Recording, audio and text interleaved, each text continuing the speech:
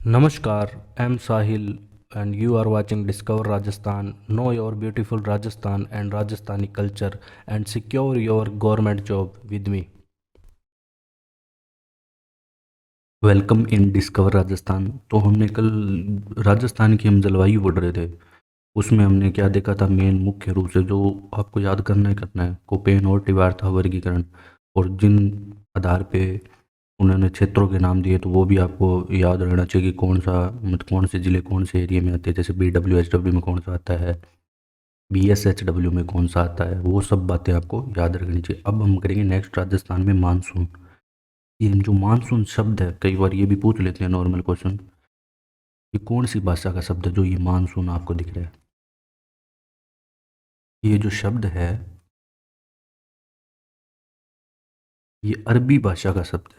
कौन सी? अरबी भाषा। और मौसमी शब्द से बना है। ये कौन से शब्द से? मौसमी शब्द से बना है।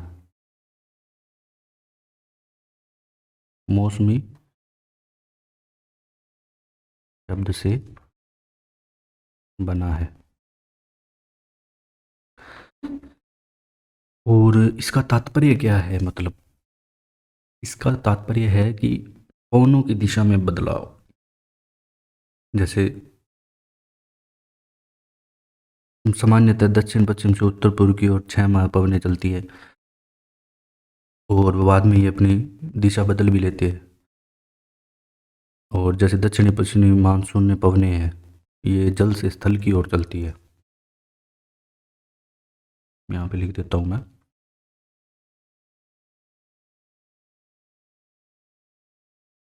दक्षिण दक्षिण पश्चिम दक्षिण पश्चिम से उत्तर पूर्व की ओर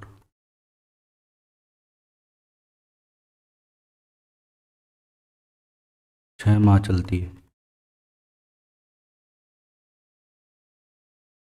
और दक्षिण पश्चिम मानसूनी पवनें जल से स्थल की ओर चलती है। यह दक्षिण पश्चिम मानसूनी पवनें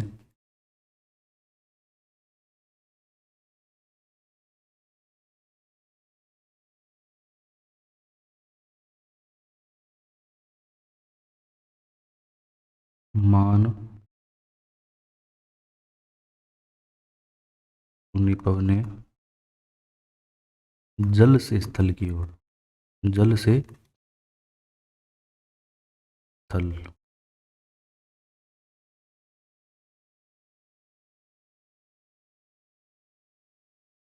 और उत्तर पूर्व से दक्षिण पश्चिम की ओर 6 माह चलती है। 6 माह तो दक्षिण पश्चिम से उत्तर पूर्व, और 6 माह इसका वाइस वर्सा हो जाएगा, उल्टा हो जाएगा, उत्तर पूर्व से दक्षिण पश्चिम की ओर। इसे लौटता हुआ मानसून भी कहते हैं। ठीक है, यहाँ पे ऐसे लिख देता हूँ, 6 माह उत्तर पूर्व से दक्षिण पश्चिम की ओर।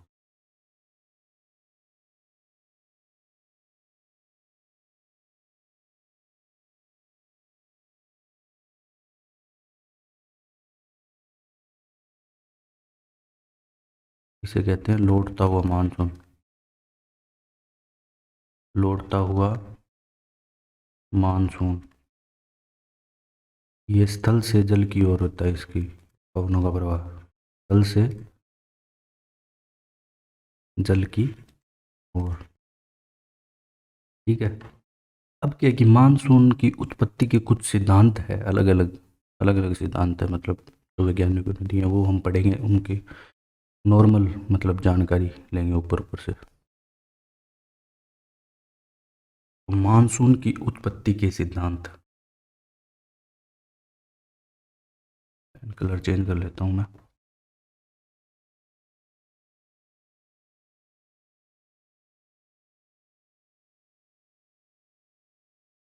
मानसून की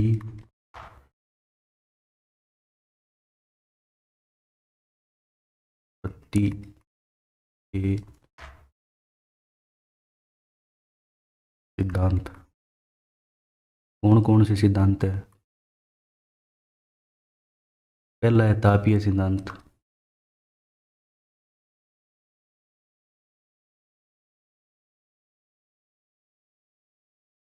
टेम्परेचर के आधार पे, ठीक है। दूसरा है वायुपुंज, एयर मास थ्योरी भी बोलते हैं इसे।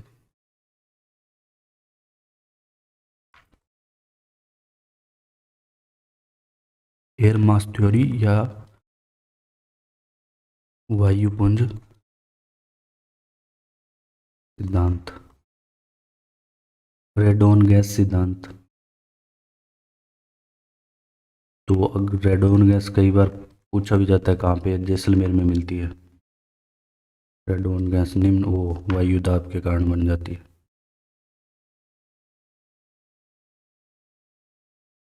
जेट स्ट्रीम सिद्धांत, ये सबसे इम्पोर्टेंट है।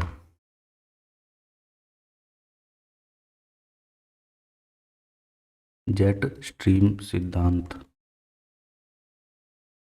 अल नीनो एवं एल नीनो, ठीक है, ये भी बहुत इम्पोर्टेंट है।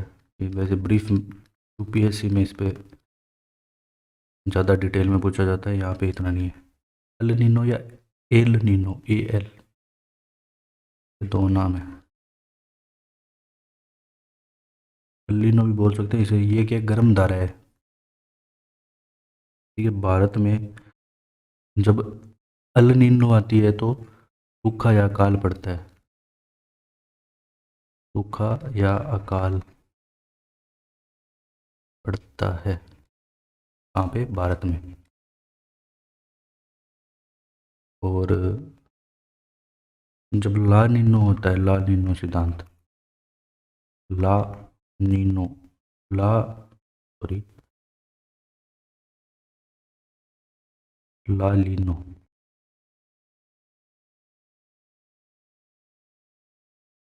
सिद्धांत,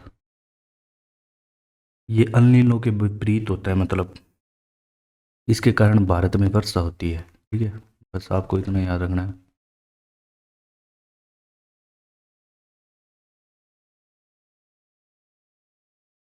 एल नीनो के कारण क्या होता है, भारत में सूखा या अकाल पड़ता है। और ला नीनो के कारण क्या होता है, भारत में वर्षा होती है, ठीक है।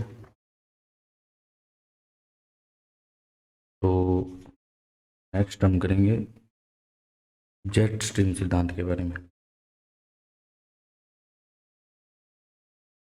क्योंकि मेन हमारा जेट स्ट्रीम पे ही है जो हमारे यहाँ पे वर्षा होती है।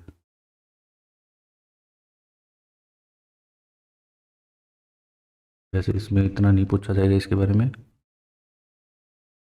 लेकिन जो चीज़ इंपॉर्टेंट होगी वो मैं बताता जाऊँगा साथ में। जेट स्ट्रीम सिद्धांत, जेट स्ट्रीम सिद्धांत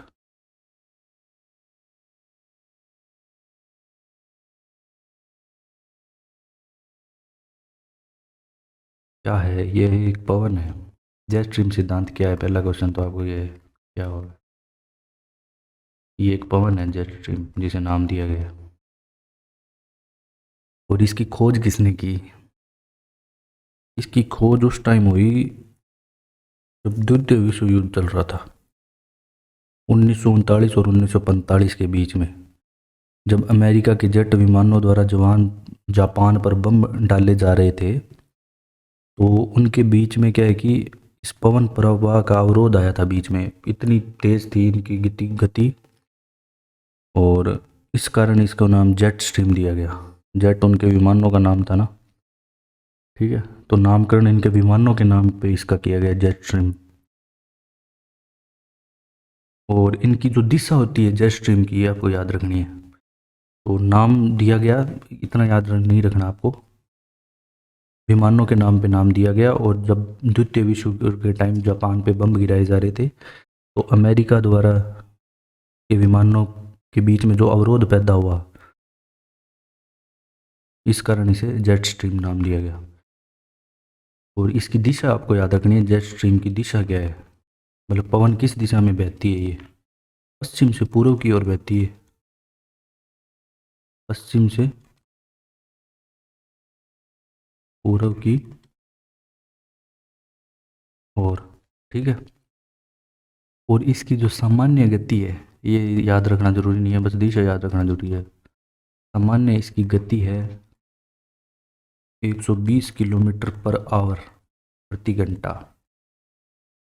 और सर्वाधिक गति होती है इसकी शीत ऋतु में। सर्वाधिक तो बहुत ही ज़्यादा होती है।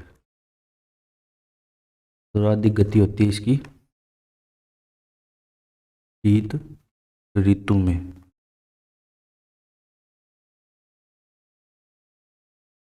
560 किलोमीटर पर आवर।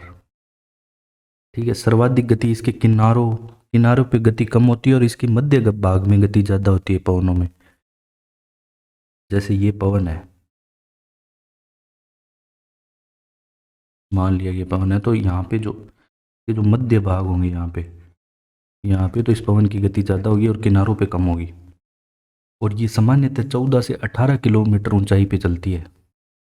कितनी ऊंचाई पर चलती है?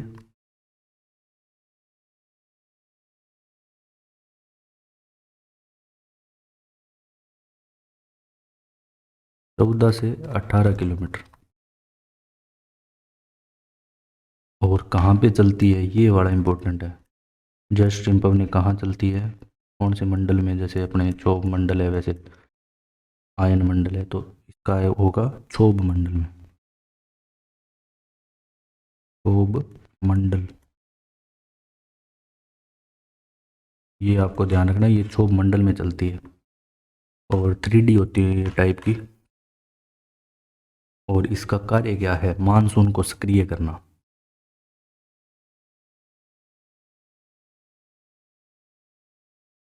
का प्रमुख कार्य है मानसून को सक्रिय करना।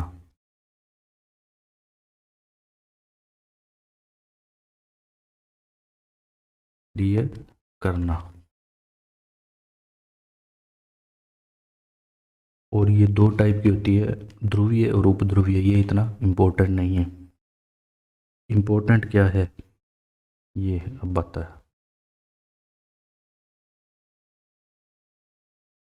अब इसमें दो प्रकार की जेट होती है। एक होती है, ये इम्पोर्टेंट है,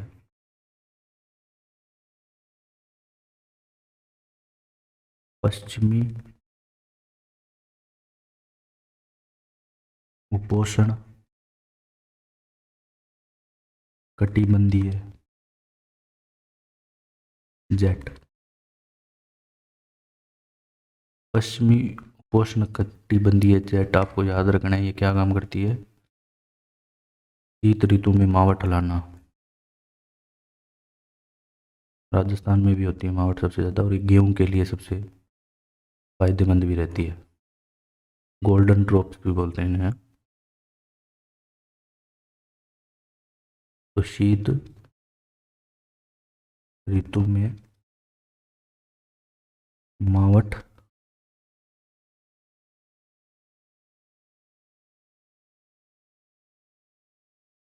मावठ लाना।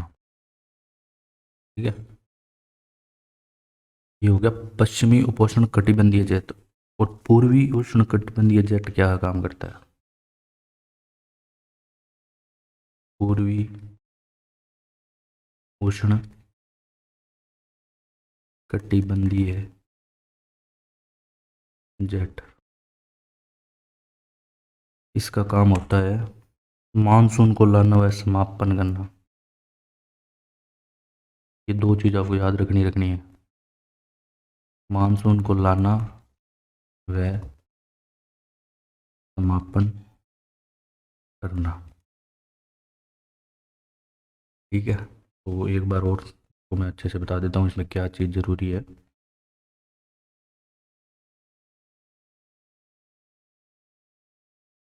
इसमें एक तो ये ज़रूरी है कि इसकी जेट स्ट्रीम है जो इसकी दिशा क्या है, ये आपको याद रखना है। पश्चिम से पूर्व की ओर, तो ये है दिशा। तो पश्चिम से इस दिशा में चलती है, पश्चिम से पूर्व की ओर। एक तो ये चीज़ याद रखनी है इसमें। दूसरी, कहाँ चलती है ये याद रखनी है। जेट स्ट्रीम क्षोभ मंडल में चलती है। और तीसरी, बस ये तीन ही बातें इसमें याद रखनी है। ये पश्चिमी उपोष्ण कटिबंध जेट क्या काम करता है? शीत ऋतु में मावठ लाने का। और पूर्वी उष्णकटिबंधीय जत क्या काम करता है? मानसून को लाना व समापन करने का काम करता है। बस इसमें आपको ये तीन ही चीज़ें याद रखनी है। अब हम मानसून को ऋतु के आधार पे पढ़ेंगे, मतलब राजस्थान में मतलब कब मानसून आता है, कब ठंड पड़ती है, कब गर्मी पड़ती है, कौन से महीने में, ये भी पूछा जाता है नॉर्मली। और ऋतु के आधार पर भी मानसून पड़ते हैं।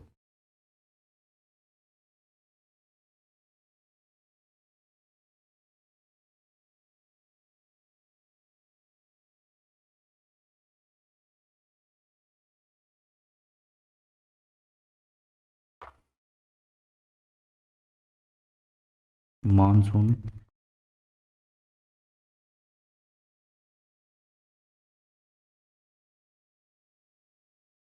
ऋतु के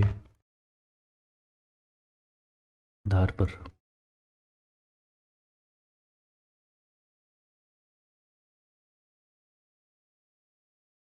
वो हम देख रहे थे मानसून ऋतु के आधार पे। ठीक है, ये अब पहले हम दिसंबर से फरवरी महीने की बात करेंगे। महीना कौन सा?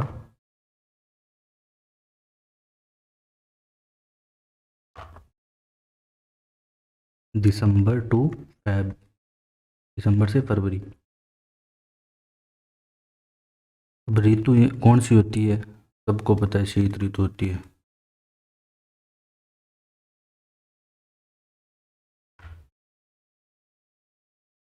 राजस्थान में शीत ऋतु दिसंबर से फरवरी महीने के मध्य मानी जाती है।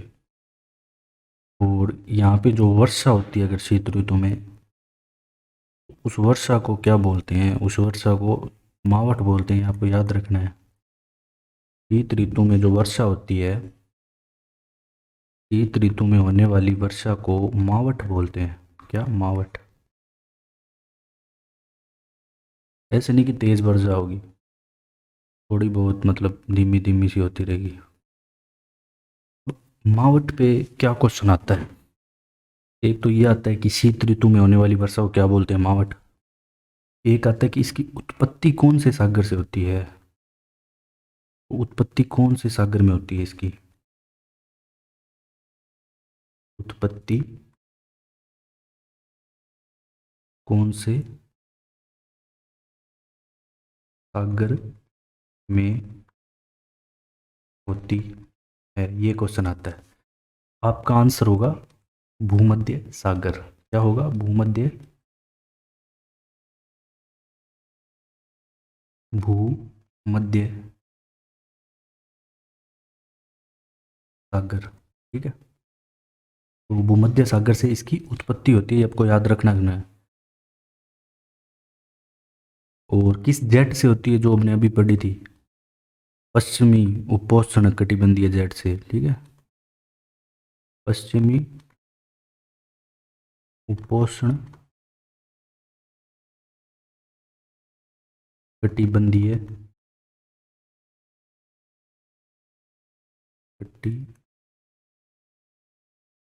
कटिबंधीय जेट से इसकी उत्पत्ति होती है, जो हमने अभी पढ़ी थी। ठीक है, जेट स्ट्रीम सिद्धांत पढ़ा था तो। और ये हो गया किस जेट से उत्पत्ति होती है, यहाँ पे लिख लेना किस,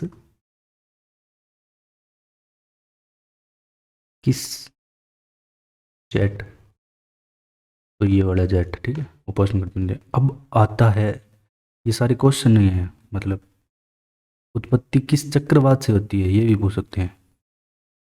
उत्पत्ति किस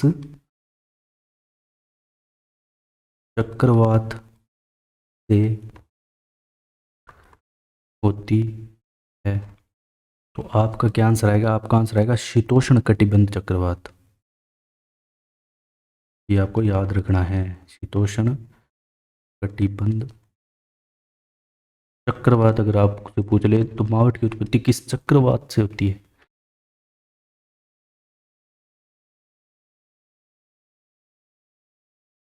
तो आपका आंसर आएगा शीतोष्ण कटिबंध चक्रवात। ये तीनों चीज़ें इंपॉर्टेंट है। अभी इसके बाद एक और चीज़ आती है,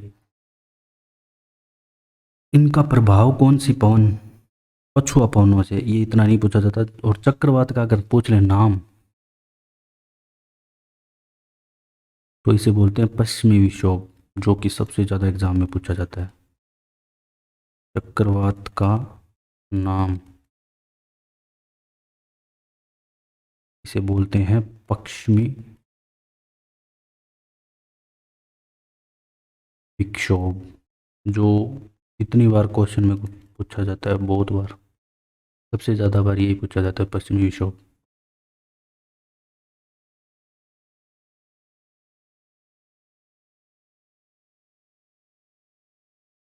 ठीक है, ये आपको याद रखना है।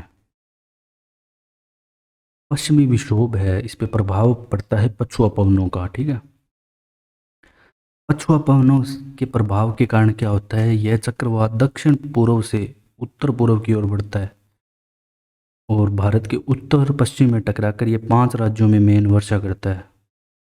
और हम ये क्यों पढ़ रहे हैं अपने, मतलब मावठ, ये इसलिए पढ़ रहे हैं क्योंकि पूरे भारत में सबसे ज़्यादा वर्षा मावठ के कारण राजस्थान में होती है और सबसे कम वर्षा होती है गुजरात में। तो ये भी हम थोड़ा देख लेते हैं। जैसे ये है चक्रवात, ये यहाँ पे लिख देता हूँ।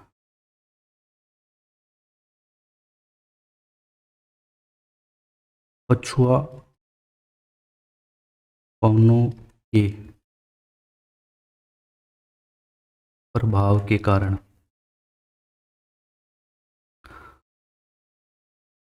दक्षिण पश्चिम से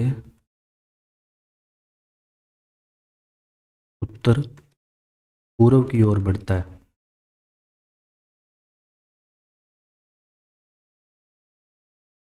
ठीक है, और भारत के उत्तर पश्चिम में टकराकर 5 राज्यों में, मतलब भारत के कितने राज्यों में वर्षा करता है, आप बस इतना याद रखना, भारत के 5 राज्यों में वर्षा करता है। वो भी मैं आपको बता दूंगा, क्या बता, उनमें से आ जाए किसमें नहीं करता वर्षा, ऐसे भी आ सकता है। 5 राज्यों में वर्षा करता है। तो वो 5 राज्य कौन कौन से हैं, पहला है जम्मू एंड कश्मीर। अब ठीक है, जम्मू अलग हो गया। पंजाब,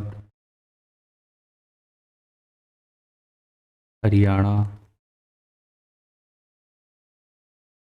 राजस्थान, और लास्ट है, लास्ट कौन सा है, गुजरात। तो सबसे कम कहाँ पे हुई, ये आपको भी आप बात याद रखनी है, सबसे कम गुजरात में और सबसे ज़्यादा मावठ से वर्षा राजस्थान में। तो ये आपको याद रखना है। और मावठ किस फसल के लिए सबसे ज़्यादा बेस्ट है, श्रेष्ठ है बोल सकते हैं, तो रबी, गेहूँ, जौ, चना। ठीक है, इन्हें गोल्डन ड्रॉप भी कहते हैं। मावठ को क्या कहते हैं, गोल्डन ड्रॉप। और किस फसल के लिए श्रेष्ठ है, ये भी पूछा जाता है।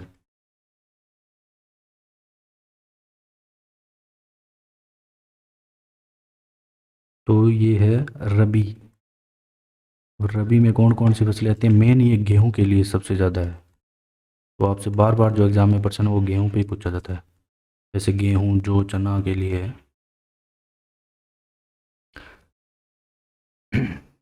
अब मैं इसे एक बार और देख लेते हैं।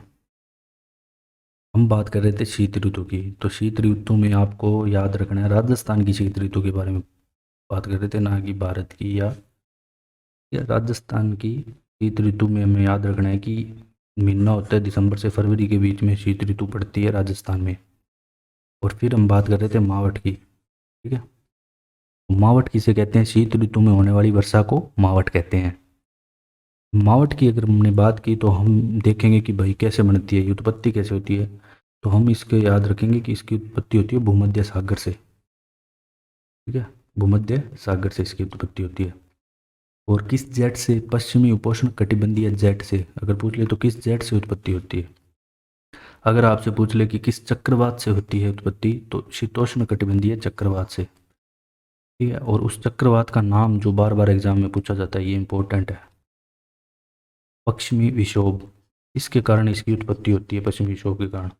ये वाला चीज़ आपको याद रखने की जरूरत नहीं है, पछुआ पवनों के प्रभाव के कारण उत्तर पूर्व हुई है। बस आपको इसमें एक ये चीज़ ध्यान रखनी कि राजस्थान में सबसे ज़्यादा वर्षा होती है मावट से। मावट से सबसे ज़्यादा वर्षा मावट वाली कहाँ पे होती है? राजस्थान में, और गुजरात में सबसे कम। और मावट को गोल्डन ड्रॉप कहते हैं, ये याद रखना आपको। क्या कहते हैं? Golden drop. और किस फसल के लिए श्रेष्ठ है? रबी की, और मेन रूप से गेहूं के लिए सबसे ज़्यादा ये इम्पोर्टेंट है। ठीक है, तो थैंक्स फॉर ज्वाइनिंग। अभी नेक्स्ट जो है हम जैसे मार्च में, वो भी नेक्स्ट लेक्चर में करेंगे।